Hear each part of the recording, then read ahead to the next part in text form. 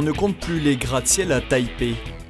Plus d'un quart de la population de Taïwan s'agglutine dans l'immense agglomération du nord de l'île, figure de proue d'une économie qui flambe, à l'image de la Tour 101, dans le top 10 des tours les plus hautes du monde. Malgré une tradition religieuse au carrefour entre le bouddhisme et le taoïsme, cette société hyper matérialiste voue un culte aux dieux performance, réussite, argent. Les catholiques, eux, ne représentent qu'un petit pourcent des 23 millions d'habitants. Le père Bernard de Terve évangélise justement ce territoire depuis 10 ans. Ce prêtre des missions étrangères de Paris est le curé de Notre-Dame de Songshan. Souvent accompagné de volontaires de sa paroisse, pas un jour ne passe sans qu'il ne sorte à la rencontre des habitants de son quartier, dans le nord-est de Taipei. Preuve en est, quand nous demandons à ces jeunes femmes si elles connaissent le missionnaire.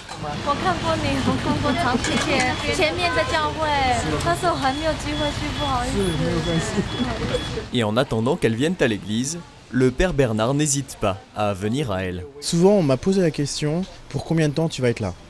Et quand je réponds, je suis envoyé à vie, eh bien je sens que dans le regard, dans le cœur des gens, il y a quelque chose qui se passe. Dans l'ordre du... c'est un des nôtres. Il a fait l'effort de partir, de quitter son pays, d'apprendre notre langue, de vivre au milieu de nous. Je ne suis pas rentré au monastère, je me suis posé la question d'être moine.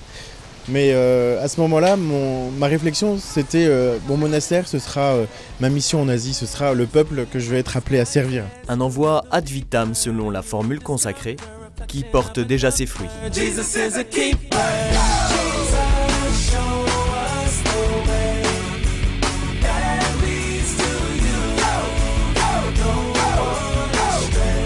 En 4 ans à la tête de Notre-Dame de Songshan, le missionnaire de 41 ans a donné un nouvel élan à sa paroisse, en misant sur les jeunes en particulier.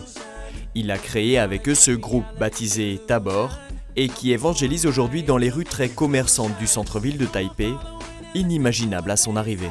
Ma première réaction quand je suis arrivé à Notre-Dame de Songshan, c'est que j'étais un petit peu effrayé, en me disant « Seigneur, comment est-ce que tu peux m'envoyer dans un endroit comme ça un peu délabré, avec une communauté où il n'y avait que des personnes très âgées, une communauté qui ne s'était pas renouvelée. » Et puis c'est un peu comme François d'Assise, c'était un peu l'appel à reconstruire ma maison. Très tôt, j'ai essayé de développer toutes sortes de talents. C'est-à-dire d'offrir des cours de danse, des cours de chant, des cours de théâtre, des cours de langue, des cours de dessin, des cours de calligraphie, leur permettre d'exprimer leur foi de différentes manières. Et donc beaucoup est passé à travers l'évangélisation des jeunes et par les jeunes. Résultat, le père Bernard a baptisé à Notre-Dame de Songshan une 50aine de catéchumènes adultes, dont 20 rien que cette année. Au sein du groupe Tabor, la moitié sont des convertis, baptisés adultes comme Oscar, 21 ans, seul catholique de sa famille. 以前我爸爸就是得肝癌，然后我妈妈就是破产，所以那个时候我感到非常的绝望，然后我觉得我对这个世界没有希望。在我小学4年级的时候，所以在学校的时候我显得非常的悲伤。可是就是有一个修女，学校的修女带我去教堂。 然后他就跟我讲说，我不是这个世界上孤单的人，在十字架上的那位天主会一直陪伴着我，而且他不舍得我。所以从那天开始，我就学着开始祈祷。我把很多我不能说的话、不能跟别人说的话，就是跟天主说。我知道，在这个福音，其实在我生活上给我了很多支持的时候。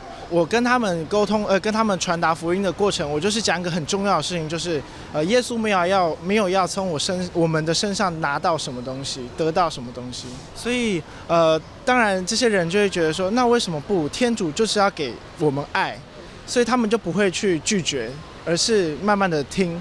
Et c'est là tout l'enjeu et la difficulté de l'évangélisation à Taïwan. La société taïwanaise, c'est une société très tournée vers l'efficacité, le travail, les études, gagner de l'argent. Les enfants, dès l'âge de 10 ans ici, ils sont à l'école jusqu'à 10 heures du soir. C'est-à-dire qu'on les pousse, il faut être bon, il faut être performant, il faut être brillant. Et je crois que ça crée beaucoup d'angoisse et de non-acceptation de soi finalement. Et c'est là où je crois on a une bonne nouvelle à annoncer. C'est l'annonce d'un Dieu qui nous aime, qui nous accepte tel qu'on est. Beaucoup de gens savent qui est Jésus, ont entendu parler du Christ, mais pas du kérigme. C'est-à-dire qu'ils ne voient pas en quoi la vie du Christ, sa mort et sa résurrection peut être synonyme d'une transformation pour eux-mêmes. Et je crois que c'est ça l'enjeu de l'évangélisation, c'est de montrer que le Christ est vivant, c'est pas la religion des Occidentaux, et qu'il peut vraiment changer le cœur de l'homme.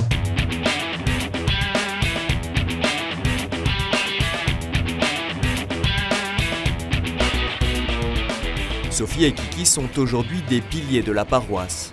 L'une est institutrice, l'autre infirmière. Ces deux amies et colocataires se donnent sans compter dans l'évangélisation sur les réseaux sociaux. Elles s'en sont fait une spécialité. 昨天照片有上传了吗？哦，那个还没，你可以做。那我先把它。因为在台湾现在都叫做低头族，就是会低着头滑手机，所以既然要针对这些低头族的人，就可以用他们会常用的方式，跟他们最常做跟外面连接的方式，所以我选择用 FB 或者是 email 的方式。我觉得我就像是把天主的好消息用大家常用的方式，或者是普遍的方式，用电脑的方式，用手机的方式，告诉每一个人，哦，你要知道天主多么爱你这个人，或者是我们有什么样的活动，欢迎你来跟耶稣相遇。L'évangélisation du continent numérique, c'est donc essentiel si cela finit par une bonne rencontre dans la vraie vie. 我正在用我的讯息去找以前的朋友，然后约他们出来吃饭、喝下午茶，然后会分享最近的生活，然后我会看状况的跟他们提到我很喜乐的事情，然后讲到耶稣。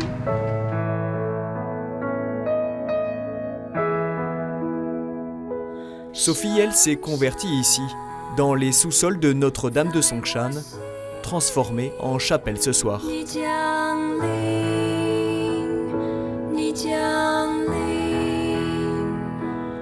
Alors qu'il reprenait une paroisse presque morte, la première décision du Père Bernard fut de mettre en place l'adoration quotidienne du Saint-Sacrement.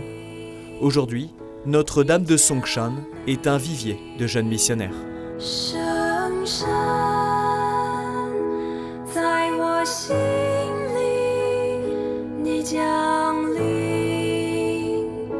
Ni